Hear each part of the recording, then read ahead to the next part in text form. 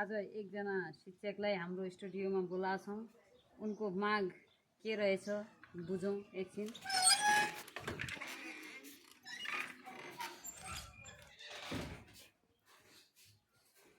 Sir नमस्कार। नमस्कार नमस्कार गद्दा अलुनाय थियो म। नमस्कार गद्दा गद्दा मैले बहुत वर्ष भया इन नेतान की गुलामी बहुत गरी हो म। पहिले झोले होइबो ढिटे हो म। नमस्कार ना हम गद्दा म। अब नेतानलाई कसैलाई ना पछिन्नु। जबसम्म हाम्रो माग पूरा ना गद्दा तबसम्म म नेतानलाई पछिन्नु न। सर कुन स्कुलमा पढाउनु? म गाडाकोट माविको हेडमास्टर हुँ। त्यो स्कुलमा कतिवटा शिक्षकहरू हुनुहुन्छ? शिक्षक छन् 15-20 जना। सबै शिक्षकहरू आन्दोलनमै हुनुहुन्छ? आन्दोलनमै, सब आन्दोलनमै। थाहै जति आएका छैनन्। जो अस्थायी पहिला राहत कोटामा चाहिँ बनाएको थियो उन आइरहन्। उनीहरू आफन्तौनले पहिले बनाइदिएको थियो। कसैले घुस दिएर बनाएको थियो, कसैले कसै बनाएको थियो। पुरी शिक्षामा ल्याएको थियो उनीहरू मान्छे, पुरी उहाँ ल्याएको थियो काठमाडौँ ल्याएको थियो। उन जो राहतमा हालिदिएको थियो त्यहाँ उन आइरहन्। अरे त्यसो भए विद्यार्थीहरूको हालत के छ? विद्यार्थीहरू पास होइरहन्, घर गइरहन्। आनन्द विद्यार्थी ठिकै छन्, आराम छन्। तपाईले पढाएको विद्यार्थीहरू कहाँ छन्?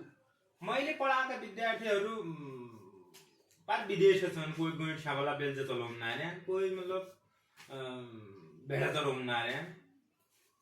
तपाईले दिएको शिक्षा कस्तो शिक्षा हो? शिक्षा राम्रो हो, पैसा कमाउन आएन, राम्रो हो शिक्षा। ए त्यसो भए विद्यार्थीहरू पास भयो होला। नयाँ शैक्षिक सत्र आयो बयसीमा हैन, नयाँ बुकहरू किन्नलाई किताबहरू किन्नलाई आतुर भए होला। अनि विद्यालयहरूमा चाबी ढोटे ताल्चा ठोकेर तपाईँ चाहिँ आन्दोलनमा हुनुहुन्छ। जबसम्म हाम्रो माग पूरा नआएन तबसम्म चाबी खुल्दैन। चाबी नआए खुल्ले, चाबी बन्द हुन्छ। विद्यार्थीहरूको भविष्यमाथि किन खेलवाड गरिरहनु भएको छ? विद्यार्थीको भविष्यमा हामीले खेलवाड नै गर्यो। हाम्रो माग पूरा नै गर्यो। हामीलाई थाहै गर्नु पर्यो। हामीलाई थाहै गर्नु पर्यो। हामीलाई थाहै गरेपछि पेन्सन हुने बनाउनु पर्यो। त्यसो भए विद्यार्थीहरू जति बेलासम्म आन्दोलनमै हुनुहुन्छ तपाईँको माग पुरा हुँदैन त्यति बेलासम्म विद्यालय बन्द हुन्छ? बन्द हुन्छ, विद्यालय बन्द हुन्छ। विद्यालय पुरा बन्द हुन्छ। वहाँ दुबों रहो, घासों रहो, जे सुकै हो, हम नहीं होने। हम बगैर मतलब स्कुल बन्दै राख्यौँ। अनि शिक्षकहरूप्रति अभिभावकको कस्तो गुनासो छ? जो त्यही भनौँ, हामीलाई चौमासिक आइजान्छ, 4 महिनामा तलब आइजान्छ। कसैको भविष्य बिगडो, कसैको केही बिगडो, हामीलाई केही नहीं थी। मैं तो नैतिक शिक्षा पढ़ाने वाला हूँ रे। नैतिक शिक्षा पढ़ाने वाला हूँ। मैं नैतिक शिक्षा को मैट्रिक टन पास करियो जुलघाटा उठे। मैं नैतिक शिक्षा पढ़ाने हो र अरू विषयका लागि थै छन् काठमाडौँ धेरै छन् राहत वाला। ए तपाईको बच्चाहरू त ठुलठुलो बोर्डिङहरूमा होलान् अथवा कुनै विदेशतिर होलान् लगानी होला। गरिबको बच्चाहरूको के भविष्य हुन्छ? आफ्ना कितानलाई सब निको मान्ने भन्छ। आफ्ना कितानलाई निको मान्ने भन्। आफ्ना कितानलाई तसा टाइम पास स्कुलमा क्या ल्याउनु हो? हम त निकै स्कुल पढाउँला अब। हम निकै स्कुल पढाउँला। हम मास्टर भ्याला हमारा कितानलाई ठुला बनाउँला अब। हम त निकै स्कुल पढाउने हो। तयमा तमले के भन्नु नानीले? हाम्रो अधिकारको कुरा हो। त्यसो भए गरिबका बच्चाहरू अझ गरिबै रहे नि त फेरि? तो हम नहीं जानना। तो हमलाई के थाहा नहीं। कोही गरिब रहो, कोही धनी हो, हमलाई के थाहा नहीं। हमले पढाइदिने हो। 10 बजे जाए भएर हम 4 बजे हम आइछन् हो। कोही पढाउन् जुन पढाउन्।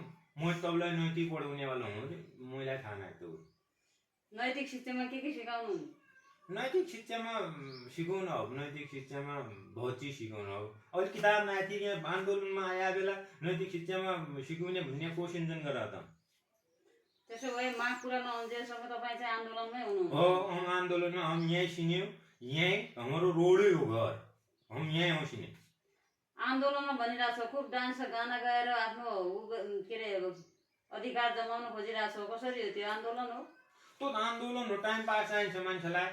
जे नाच्नु पर्यो, टिकटक बनाउनु पर्यो, रमाइलोलाई गर्नु पर्यो हो। मान्छे सधैँ बोलीबाट त इनर्जी लस भइजान्छ।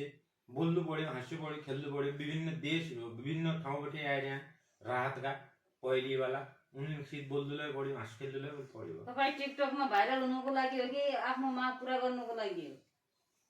अब तयमा जे भनिन्छ मागै हो एक नम्बरमा त। अब टिकटकमा भाइरल अहिले माग हो। हम थाहै हुनु पर्यो। खास पेन्सन हुनु पर्यो।